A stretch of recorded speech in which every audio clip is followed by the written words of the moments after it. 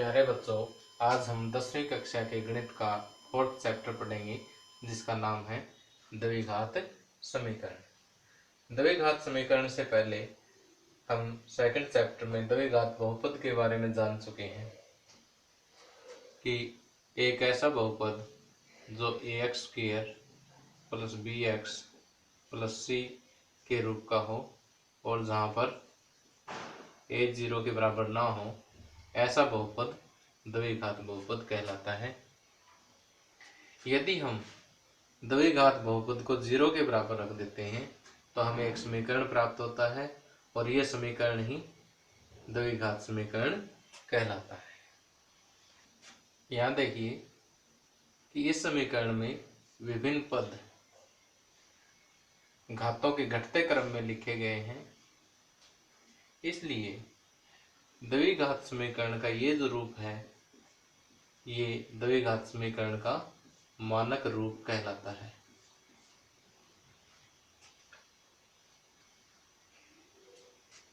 यहाँ पर a, b और c वास्तविक संख्याएं हैं तथा a 0 के बराबर नहीं है। अब आइए प्रश्नावली 4.1 के प्रश्नों को हल करते हैं। इस प्रश्नावली में हमें 2 क्वेश्चन दिए हुए हैं।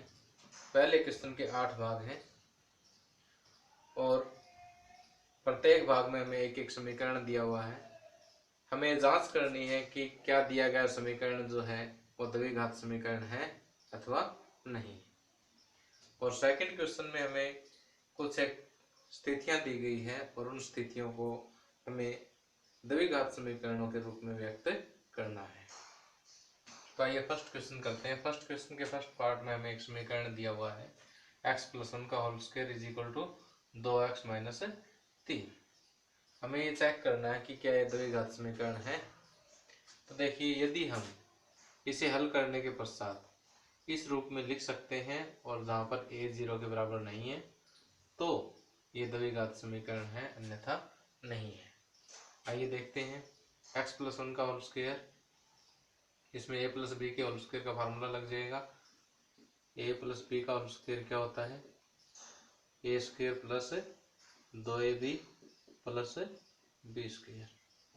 तो x + 1 का whole square a² + 2ab, 2 a की जगह x और b की जगह a, a² + 2ab + b square की जगह 1 का स्क्वायर बराबर 2 की x के साथ गुणा -2 × 6,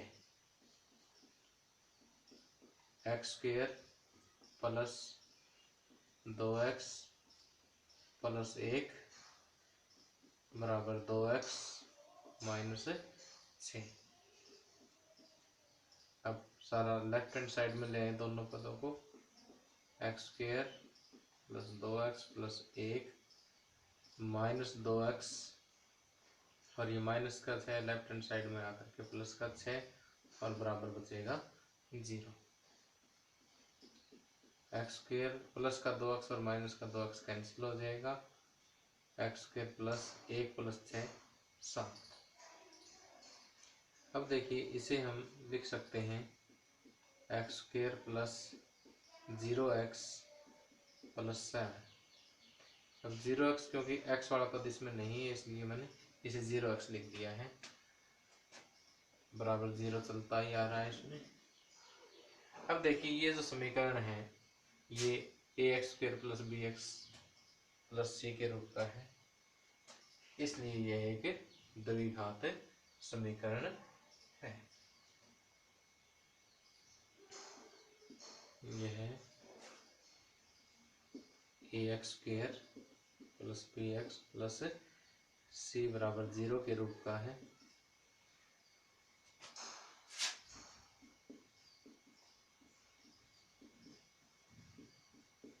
इसलिए दिया गया समीकरण एक द्विघात समीकरण है।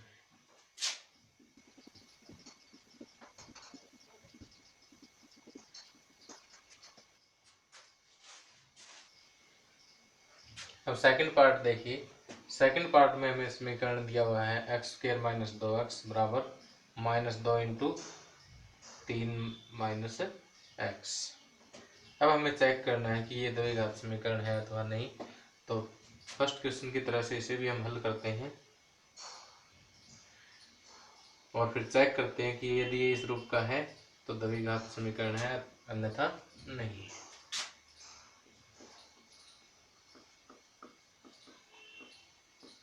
अब -2 की 3 के साथ गुणा -6 और -2 के x के साथ minus into minus plus 2x। यहाँ x² माइनस 2x, ये दोनों पद लेफ्ट हैंड साइड में ले आएंगे, -2x और प्लस के साइड लेफ्ट हैंड साइड में आते साइन जो वो अपोजिट हो जाएंगे, बराबर 0। x² माइनस 4x प्लस 6 बराबर 0। तो यहाँ पे हम देख रहे हैं कि यह ax² plus bx plus c बराबर 0 के रूप का है, क्योंकि यहाँ a बराबर 1 हो जाएगा, b बराबर -4 और c बराबर प्लस 6 हो जाएगा। यह ax² plus bx plus c के रूप का है या के प्रकार का है, इसलिए दिया गया समीकरण एक द्विघात समीकरण है।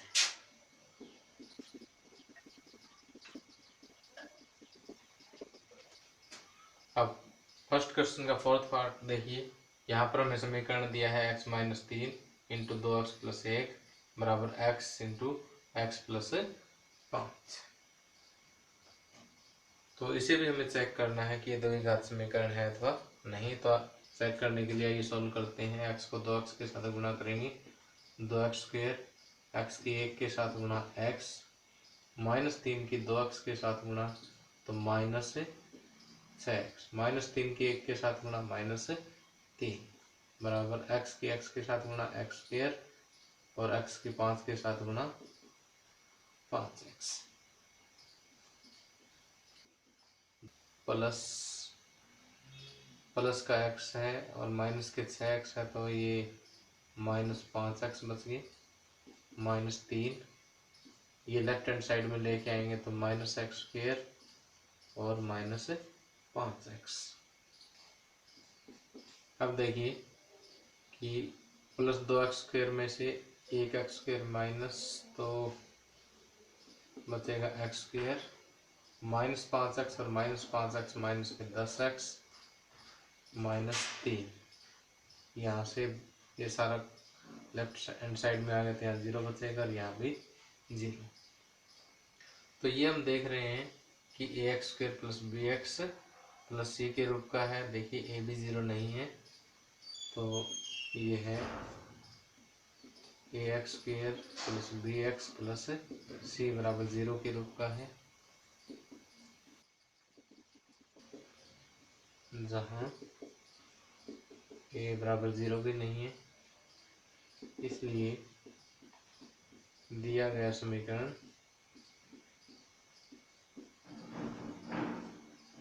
एक द्विघात समीकरण है।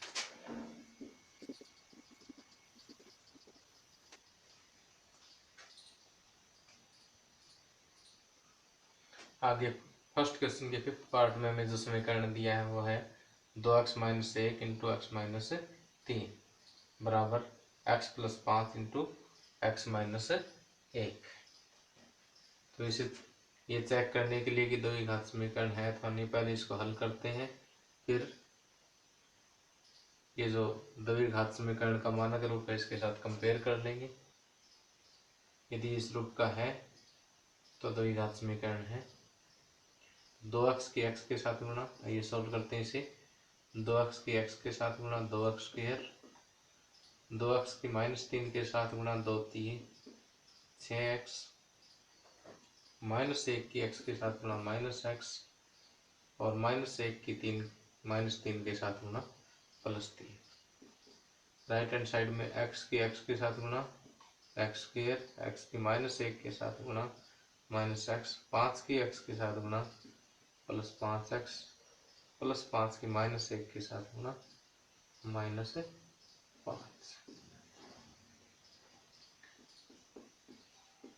2x² -7x plus 3 x square minus का 1 प्लस के 5 तो प्लस के 4x माइनस 5।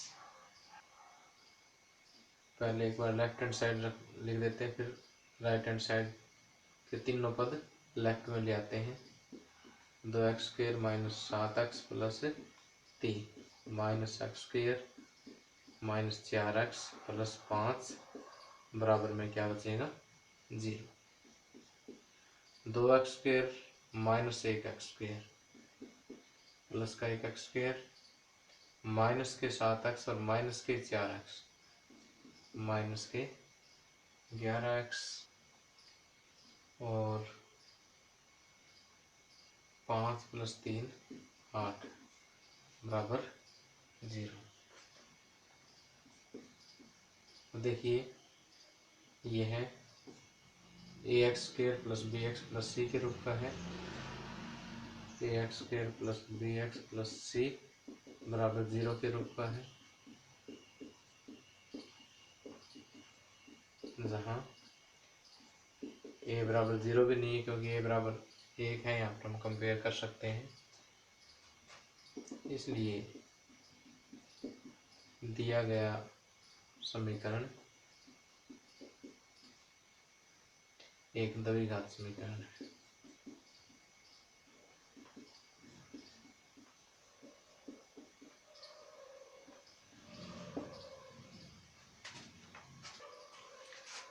अब फर्स्ट क्वेश्चन के 6th पार्ट में हमें समीकरण दिया हुआ है x square plus 3x plus 1 बराबर x माइनस 2 का होल स्क्वेयर। अब हमें चेक करना है कि क्या दिया गया समीकरण द्विघात समीकरण है। तो आइए इसे सॉल्व करते हैं और द्विघात समीकरण के मानक रूप के साथ इसे कंपेयर कर लेते हैं। यदि मानक रूप के प्रकार का है तो द्विघात समीकरण है, अन्यथा नहीं है। X square plus 3x plus 1 x minus 2 का whole square. a minus b के होल स्क्वेयर का फार्मूला लगा दीजिए। a माइनस बी का होल स्क्वेयर होता है a square minus 2ab plus b square. तो a स्क्वेयर की जगह x square minus 2ab 2x गुणा 2ab प्लस बी स्क्वेयर अर्थात के 2 का square. X square plus 3x plus 1 एक बार ऐसा कैसे लिख दिया मैंने। Right hand side x square minus 4x plus 2 का स्क्वेयर हो जाएगा 4। X square plus 3x plus 1 right hand side के तीनों पद लेफ्ट में ले आता हूँ तो minus x square plus 4x minus 4 बराबर 0। अब प्लस एक्स स्क्वेयर से माइनस एक्स स्क्वेयर कैंसिल और ये होगा 3x plus 4x 7x minus 3 बराबर 0। अब देखिए अगर हम इन दोनों को कंपेयर करें तो यहाँ पर एक्स स्क्वेयर वाला पद नहीं है, इसका मतलब ए यहाँ पर 0 है। तो ये जो समीकरण हमें प्राप्त हुआ है ये A X square plus B X plus C बराबर 0 के रूप का नहीं है। ये है A X square plus B X plus C बराबर 0, जहाँ A is not equal to 0 के प्रकार का नहीं है, इसलिए दिया गया समीकरण द्विघात समीकरण नहीं।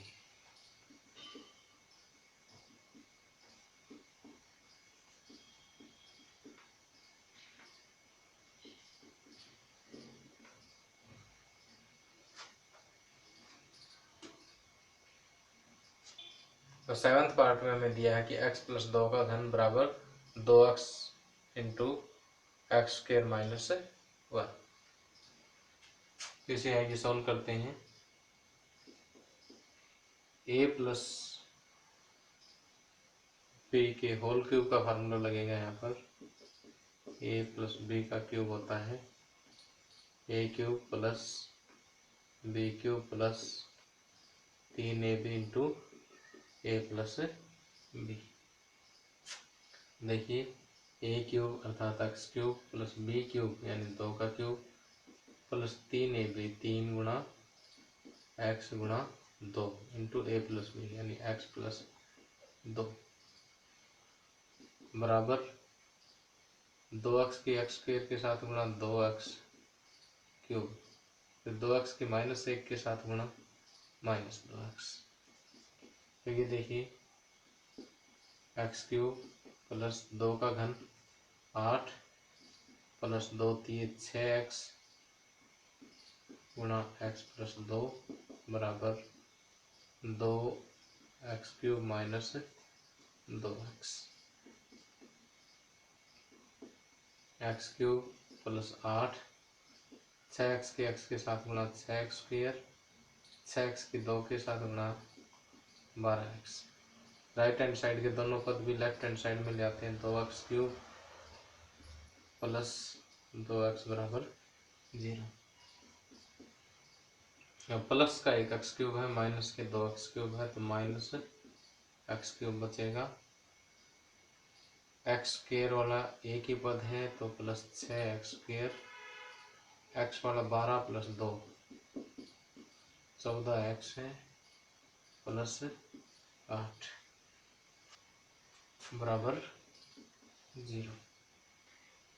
अब देखिए कि यहाँ पर x की घात कितनी है, 3 है, इसलिए द्विघात बहुपद सॉरी यहाँ x की घात कितनी है, 3 है, इसलिए ये त्रिघात समीकरण है न कि द्विघात समीकरण।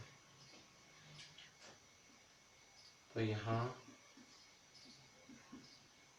x की घात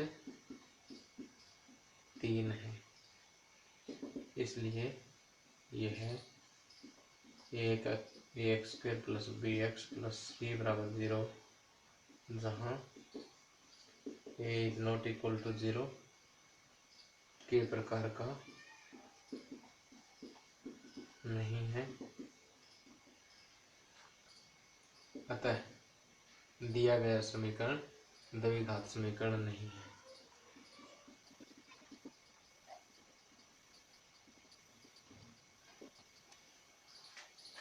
आगे फर्स्ट क्वेश्चन के लास्ट पार्ट में देखिए, हमें समीकरण दिया है x cube minus 4x square minus X plus 1 बराबर x माइनस 2 का होल क्यूब। अब हमें इस समीकरण को चेक करना है कि यह द्विघात समीकरण है अथवा नहीं। तो इसे हल करते हैं। हल करने के बाद यदि द्विघात समीकरण के मानक रूप के रूप में लिखा गया तो ये द्विघात समीकरण है, अन्यथा नहीं। X cube minus 4x square minus X plus 1 left hand side as it is लिख देते हैं। राइट हैंड साइड में a माइनस बी का क्यूब फार्मूला लगेगा। a माइनस बी का होल क्यूब किसके बराबर होता है, A cube minus B cube minus 3ab into A minus B. तो ए क्यूब यानी X cube minus B cube 2 का क्यूब माइनस 3ab 3 गुणा एक्स गुणा 2 इंटू ए माइनस बी यानी x minus 2। X cube minus 4x square minus X plus 1 बराबर x की power 3, 2 का घन कितना होगा, 2 गुणा 2 गुणा 2 8 माइनस 3 दूनी 6x गुणा x minus 2। X cube minus 4x square minus X plus 1 बराबर x cube minus 8 minus 6x की x के साथ गुणा 6x स्क्वायर माइनस 6x की माइनस 2 के साथ गुणा प्लस 12x।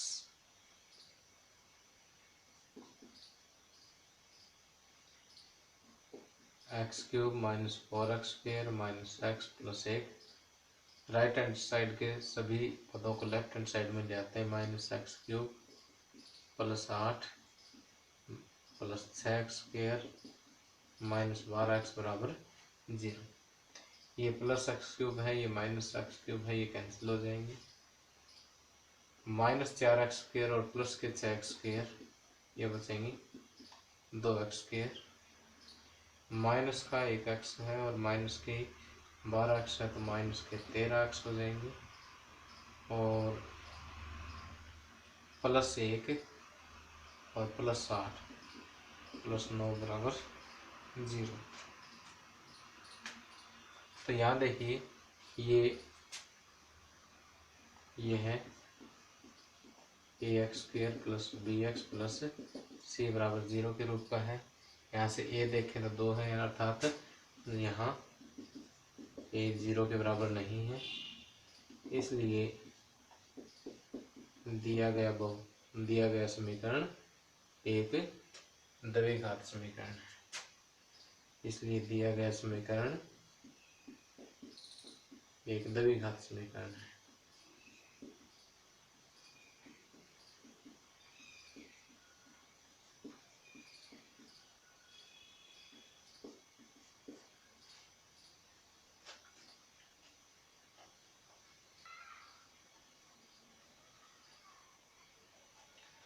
आगे प्रश्न नंबर 2। सेकंड क्वेश्चन के 4 पार्ट हैं। प्रत्येक पार्ट में हमें कुछ स्थितियां दी गई हैं। उन स्थितियों को द्विघात समीकरणों के रूप में निरूपित करना है। तो फर्स्ट पार्ट है, एक आयताकार भूखंड का क्षेत्रफल 528 वर्ग मीटर है। क्षेत्र की लंबाई मीटरों में, चौड़ाई के दुगने से 1 अधिक है। हमें भूखंड की लंबाई और चौड़ाई ज्ञात करनी है। तो देखिए, हम एक आयताकार भूखंड ले लेते हैं। ये एक आयताकार भूखंड है। इसका क्षेत्रफल हमें 528 वर्ग मीटर दिया हुआ है और क्षेत्र की लंबाई चौड़ाई के दुगने से 1 अधिक दी हुई है। तो मान लेते हैं कि चौड़ाई x मीटर है, तो लंबाई इसके दुगने से अर्थात 2x से 1 अधिक है। तो 1 अधिक है तो प्लस में 1 कर दिया। तो ये स्थिति हमें दी गई है। इसे द्विघात समीकरणों के रूप में निरूपित करना है। तो यहाँ पर लिखेंगे, माना भूखंड की चौड़ाई बराबर x मीटर। तो लंबाई कितनी हो जाएगी? लंबाई हो जाएगी 2x प्लस 1। और क्षेत्रफल कितना दे रखा है? 528 वर्ग मीटर। लेकिन हमें पता है कि आयत का क्षेत्रफल क्या होता है? आयत का क्षेत्रफल होता है लंबाई गुणा चौड़ाई। तो लंबाई होगी 2x प्लस 1 और चौड़ाई है x। तो आयत का क्षेत्रफल लंबाई और चौड़ाई से हमने ये प्राप्त किया, दिया हुआ ये है, इसलिए हम इन दोनों को बराबर रख सकते हैं। इसलिए 2x प्लस 1 गुणा x बराबर 528।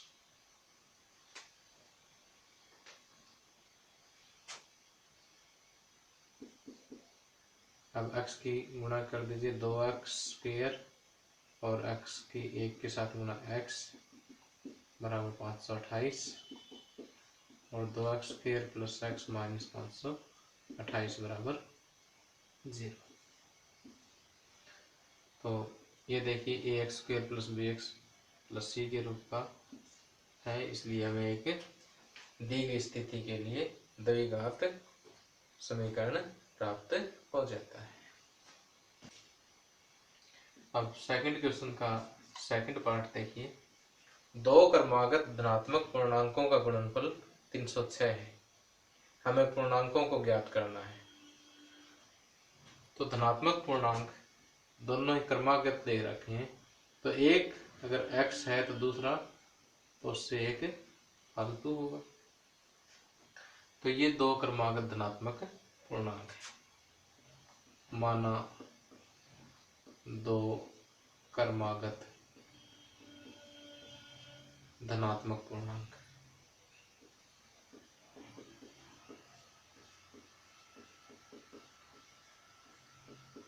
बराबर x और x प्लस 1। तो प्रश्नानुसार इन दोनों का गुणनफल दिया हुआ है, अर्थात x गुणा x प्लस 1 दिया हुआ है, कितना 306। तो यहाँ से देखिए कि x को x के साथ गुणा x स्क्वायर, x के 1 के साथ गुणा x बराबर 306 और x square plus x minus 306 बराबर 0। तो ये हमें दी गई स्थिति के लिए एक द्विघात समीकरण प्राप्त हो जाता है। सेकंड क्वेश्चन का थर्ड पार्ट। रोहन की माँ उससे 26 वर्ष बड़ी है। उनकी आयु का गुणनफल अब से 3 वर्ष पश्चात 360 हो जाएगी। हमें रोहन की वर्तमान आयु ज्ञात करनी है। देखिए ये रोहन है और ये रोहन की माँ है। हम मान लेते हैं कि रोहन की उम्र कितनी है, x वर्ष है, और रोहन की माँ उससे 26 वर्ष बड़ी है, तो माँ की उम्र इससे 26 प्लस हो जाएगी। अब कहता है कि 3 वर्ष पश्चात उनकी आयु का गुणनफल 360 है। अब देखिए 3 वर्ष पश्चात, ये तो उनकी वर्तमान है। 3 वर्ष पश्चात रोहन बड़ा हो जाएगा, 3 साल बड़ा हो जाएगा, और माँ भी 3 साल बड़ी हो जाएगी। तो 26 प्लस 3 और 29। 3 वर्ष पश्चात दोनों की उम्र ये होगी। और इन दोनों प्रश्न में कहा गया है कि 3 वर्ष पश्चात उन दोनों की आयु का गुणनफल, अर्थात x प्लस 3 और x प्लस 29 का गुणनफल 360 होगा। तो इन दोनों के जब हम गुणा करेंगे तो हमें एक द्विघात समीकरण प्राप्त हो जाएगा। तो लिखते हैं, माना रोहन की आयु बराबर x वर्ष, इसलिए माता की आयु या रोहन की माँ की आयु इससे 26 वर्ष बड़ी है, तो x प्लस 26 वर्ष। ये वर्तमान आयु लिख सकते हैं, यहाँ भी वर्तमान।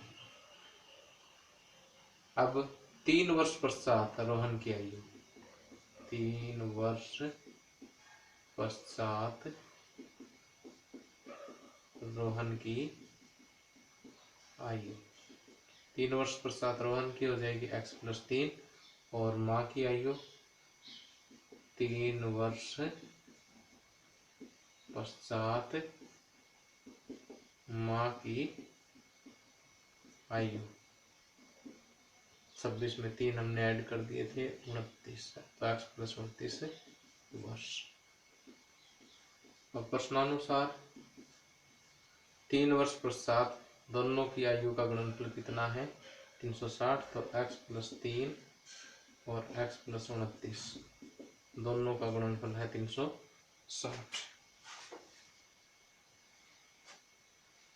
तो x की x के साथ गुणा, x स्क्वायर x की 29 के साथ गुणा 29x, फिर 3 की x के साथ गुणा 3x और 3 की 29 के साथ गुणा 87 बराबर 360। x square plus 29 plus 3 32x, अब 87 और 360 इधर आकर के माइनस हो जाएंगे, तो माइनस 360 और प्लस के 87, ये बचेगा माइनस 273 बराबर 0। तो ये देखिए ax square plus bx plus c के रूप का है। तो दी गई स्थिति के लिए हमें द्विघात समीकरण प्राप्त हो जाता है।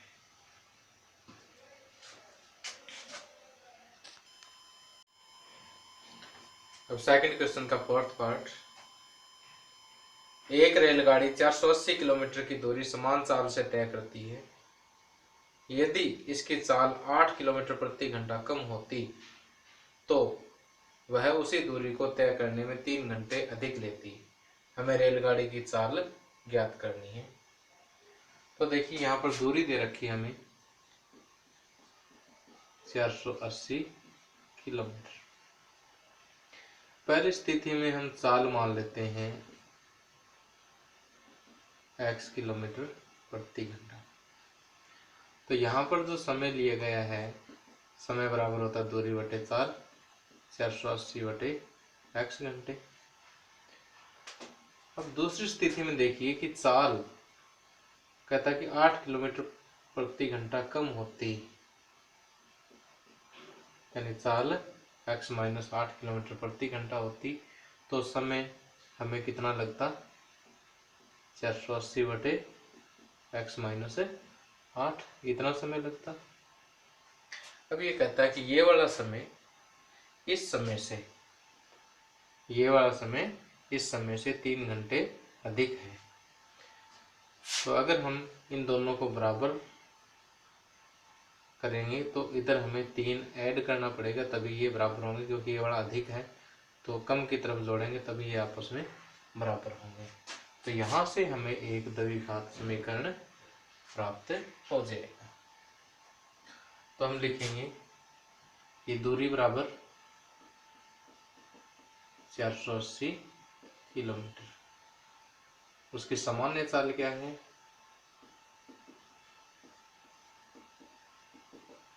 माना सामान्य चाल x किलोमीटर प्रति घंटा। सामान्य चाल में लिया गया समय, सामान्य चाल से चलने में लिया गया समय, समय बराबर होता है दूरी बटे 4, तो 480 बटे x घंटे। अब नई चाल क्या है,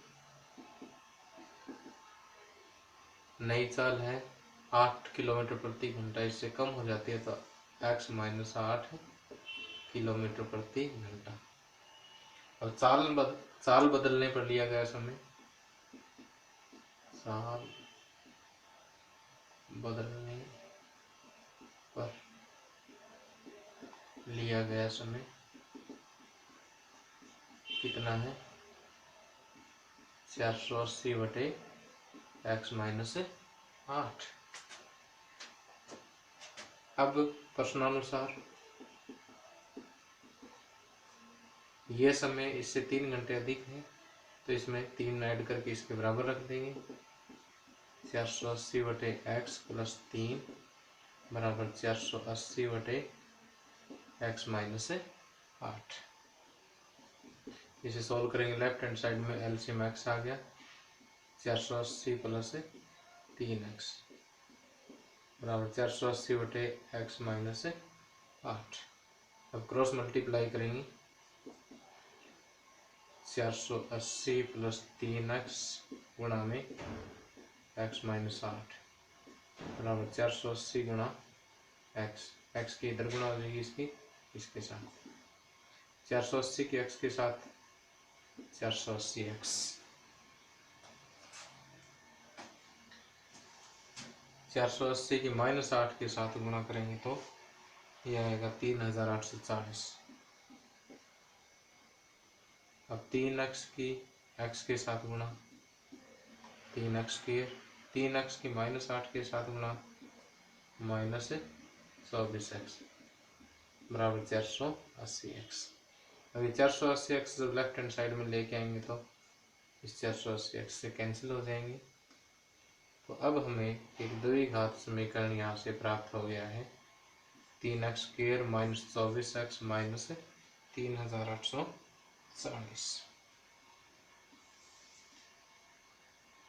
3x square minus 24x minus 3840 बराबर 0। ये दी गई स्थिति के लिए हमें एक द्विघात समीकरण प्राप्त हो जाता है।